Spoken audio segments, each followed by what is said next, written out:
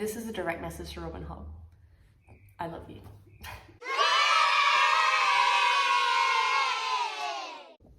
Hello, so this video is going to be about Assassin's Apprentice and Robin Hobb, and this is my announcement that I am now a hobber, or whatever it is they are called. I am it, because I read Assassin's Apprentice and I can already tell you this is going to be the best series I've ever read. It's going to be my favorite, and it's going to be my new personality from now on, basically. I've resigned myself to that fact because it is just so good. I just got swept away and I am baffled by how much I enjoyed it. It was just so good, and this is coming from someone who doesn't particularly sometimes feels bogged down by super dense flowery prose, but honestly that's not how I would even describe this. The prose in general and the style of writing, it just has like the super whimsical sort of traditional fantasy while having the more in-depth character work, and it's just like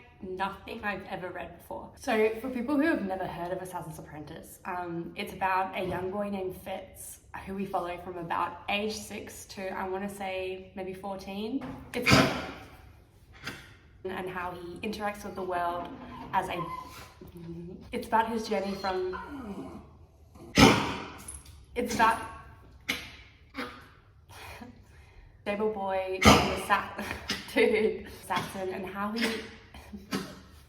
interacts with the world as it's about his journey from stable boy to assassin and how he interacts with the world as the bastard of the heir to the throne. So he doesn't actually end up as a fully blown like assassin by the end of this book. Like, this book to me sort of feels like episode 1 or a pilot episode of a TV show that I've just started watching. Just this book alone, I suppose you could read it on its own, but you can tell that there's an overarching longer story to be discovered here. And that might be just because I know there's more to come. The way the plot is written and the book is written, it feels like a story that's just sort of unfolding as the day-to-day life of Fitz, rather than a plot from beginning to end. And that's something I think I didn't even know I liked until I read this. It is literally just a slice of life tale, but in a fantasy setting. And another thing I've come to realize is I actually really enjoy a slow pace, and I really enjoy spending time with the characters, really letting them process things step by step and not being in a hurry with the plot. Like, this is character-led, and Fitz's emotions are what sort of draw the story forward. Characters control the pace and plot rather than being swept up by a ton of events. And that's what I mean when I say the pace is slow. Because when you think of fantasy, you think of training, battle, magic, battle, assassin attempt, battle. But this also reads like an autobiography of the character of Fitz, which for me makes this based so much more in realism. And I truly felt like I was in the mind of Fitz, picking up the nuances on his relationship with characters and the complicated feelings he has about all of them. And this is a huge part of why I love this book, because it's just so complicated and layered in every aspect. Already in book 1, Fitz's feelings towards people and their feelings towards him, there's just been so much thought put into every interaction and how characters would react to one another based on events, based on what's happening. It was just a masterclass in subtle character work, and based on that reason alone, it is worth reading. And because I am a slut for characters, that is why the book didn't feel slow to me. In fact, the pace wasn't even something I thought about, because I was just so lovingly cradled throughout this story. And I am not the type of person to say lovingly cradled. Like, I'm a dialogue chick, I'm a snappy chick. But it forced my overactive brain to just be calm and really immerse myself in the story. And again, like I said, there are no battles in this book. I think that is another reason why I liked it so much, because despite fantasy being my ride or die genre, as a whole, I just don't fuck with battles. I'll read them and I won't skip them, but I just don't care for sword swinging unless it's like a one-on-one sort of thing. Battles don't really feel personal to me, and I am dumb, so I don't understand sometimes the maneuvering of all the battle leaders. It's just not my favorite. So in that way, this book was also really great for me, and it just really emphasized the other aspects in fantasy that I love, which is kingdom politics, a royal family, magic, animals. And despite the amount of sad things that happen in this book, it just still felt so wholesome to me and felt like it was written with a lot of love. So I will talk specifics about the plot. I'll give you just a brief summary of where we start off. Fitz is marched by his maternal grandfather to a Six Duchies outpost, Six Duchies being how all the territories of the kingdom are referred to. He is not recognized as a member of the royal family, but is accepted by his uncle and the king. They basically agree to let him live in Buckkeep Castle and raise him, rather than kill what is essentially a potential candidate for the throne and a bastard. However, his father Chivalry, who is the heir to the throne, he decides to abdicate because he feels like he has let his kingdom down by siring a son to a woman who is not his wife. He retires to some random valley with his wife Patience, and he has absolutely no involvement in Fitz's life. This is another thing about the book that I love. Right from the get-go, nothing goes the way you expect. Yet somehow it goes in a way that just entirely makes sense. Like, this book has all the common tropes. It has the royal bastard, but it subverts them by just playing them out in a way that you don't expect. Because, and I don't consider this a spoiler because it happened so early on, Chivalry, after abdicating a couple years later, then passes away. So what I sort of expected was a turmoil about a father who couldn't accept a child that was living with him and was his bastard. And instead it turns into the father Chivalry just being removed altogether, passing away, which then makes room for Fitz to have other relationships with characters and other things to be happening in the story. That's just one example of how nothing just goes quite as you expect. If Robin Hobb does use a trope, she never takes the expected route with it. Fitz doesn't even remember meeting his father as a child. Instead, he heavily seeks out the favor of his uncle Verity, who becomes king in waiting.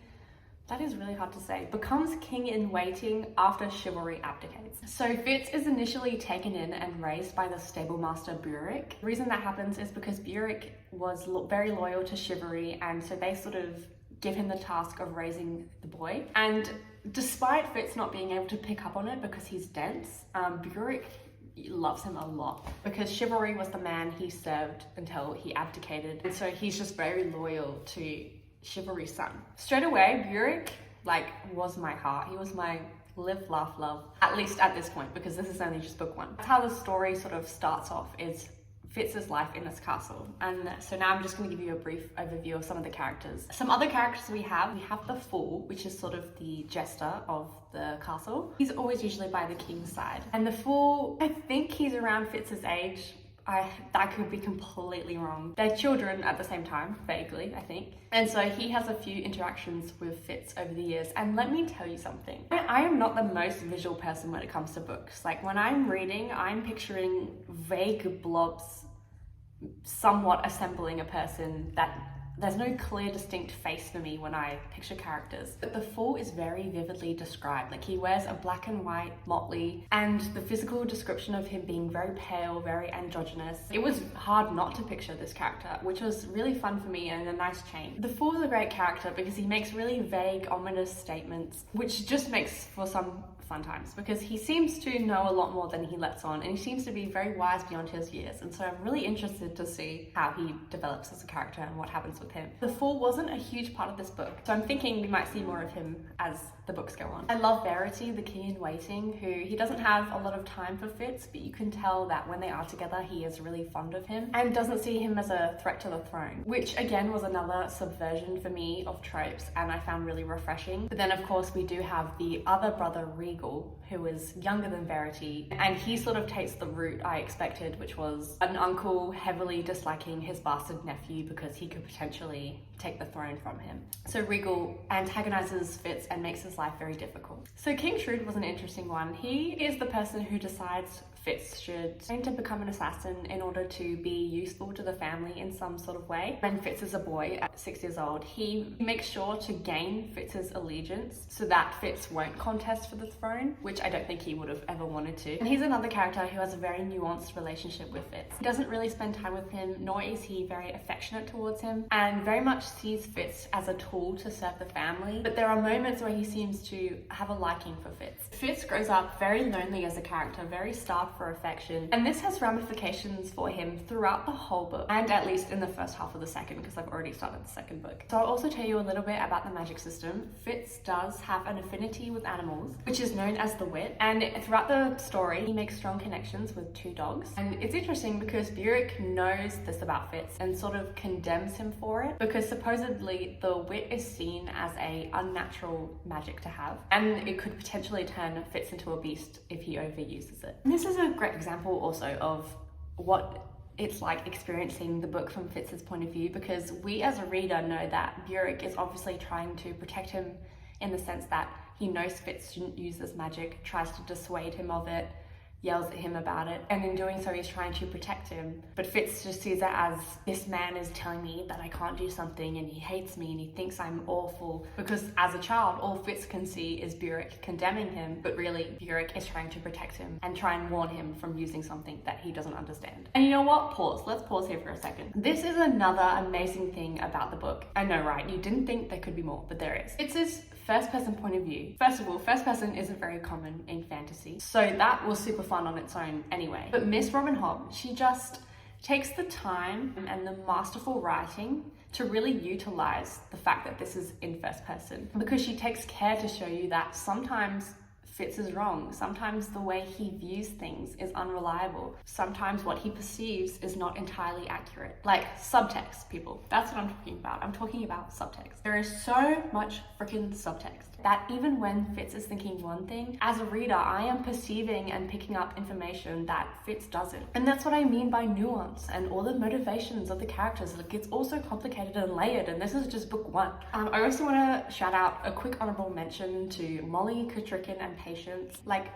women in STEM, am I right? 3 amazing, complicated female characters, all with their own ambitions and personalities, and just even that is rare in fantasy. And just the characters in this book are so much fun. It was such a delight to read and spend time with them. And I think Fitz's first person point of view adds to that, because it feels like you are having the conversations with them. And I'm just so excited to read more. And I know this is a bit of a ramble, I'm sorry. What I'm thinking was, if anyone wanted to start this journey with me, I've read book 1. I was trying to refrain from spoilers just in case and I could convince anyone else to read book 1. But I think the rest of these videos, I'm going to go book by book, are going to be more, it's going to be very much spoiler. I'm going to literally be breaking down how I feel about what's going on. Whereas this video, I was just trying to convince you to give it a try. So yeah, the reasons I think you should read this book are the characters are amazing, the writing is amazing, there's magic. I think book 1 really serves to show how childhood can affect you for years and years. While we are experiencing Fitz's childhood, we also have little paragraphs at the beginning of each chapter as he's an older man reflecting on what happened to him as a child. So for me, this book was about how being treated a certain way as a child and how being deprived of certain things as a child can affect you in your later life and affect the way you trust people, the way you interact with them, and how much you value family and the people who are loyal to you. So in a way, this video was me just announcing that I am reading this series no matter what. Like, book 1 done and dusted. I am gonna put in the work. I didn't plan on having Realm of Elderlings take up my entire TBR, but already from book 1, I'm telling you, I'm reading every single one. Every single one. There are 16 books. I'm reading every single one. And I don't think I can read anything else until I'm done. So I hope that what I've touched on can convince you to just pick up this book and give it a try and see if it's for you. And then if you want, watch the videos that I will be posting, because I will be reviewing every single one, and sort of come on this journey with me, because this is not where I thought my reading year was going. But I'm so glad I picked it up. It was just on a whim. Oh no, actually, I picked it up. The reason I picked up Assassin's Apprentice is because all the fans out there who are putting in the work, recommending it on Reddit, recommending it in the comments of a YouTube video, even YouTubers who have read it recommending it, like there's a lot of passion and love for this series, and that is the reason I picked it up, was just and I mean this as a compliment, just the relentless recommendation of this book. You guys are converting people, and I am now one of them. I am converted. I am part of this cult. I'm here, I'm ready, let's do it. And this is a direct message to Robin Hobb. I love you. Honestly, I have no idea what to expect from here on out. This felt very structured to me in the sense that, you know, we were getting from point A to point B of Fitz transitioning from child to teenager. Now I've got no clue. I got no clue what to expect, but I'm along for the ride. So yeah, stay tuned for book 2's review, which will be much more spoiler centric. In fact, you probably shouldn't watch it unless you read the book. because I'm incapable of holding myself back, and the fact that I did for this video, like, I'm very proud of myself. But yeah, thank you for watching. Hope to see you soon. Please read Assassin's Apprentice, and the fans of this series, keep fighting the good fight because you are changing lives, okay? Appreciate it. Anyway, yeah, thank you and goodbye.